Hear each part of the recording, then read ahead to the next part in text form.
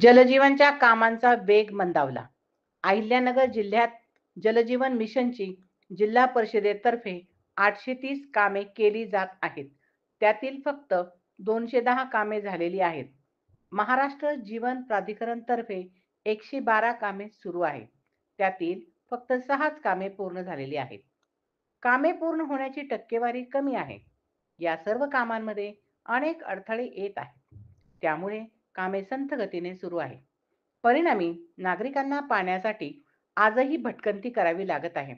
याबाबत नागरिकांच्या तक्रारी होत असल्यामुळेच खासदार महोदयांनी अधिकाऱ्यांची झाडाझडती दिशा समितीच्या बैठकीत घेतली.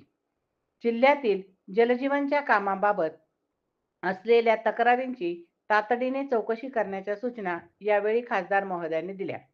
या बैठकीची माहिती जिल्ह्यात सर्वदूर पोहोचल्यानंतर अनेक कामांबाबत असलेल्या तक्रारी आता समोर येऊ लागल्या आहेत.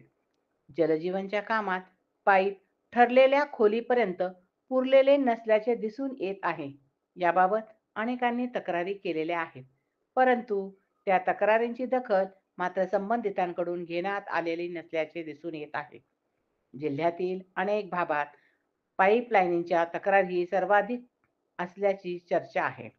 या कामे होताना ठेकेदारांना अनेक अडचणींचा सामना करावा लागत आहे. पाईपलाईनची कामे करताना शेतकरी, सर्वसामान्य नागरिक तसेच रस्त्यांचे अडथळे येत आहेत. या सर्व अडथळ्यांवर मात करत कामे करावी लागत आहे.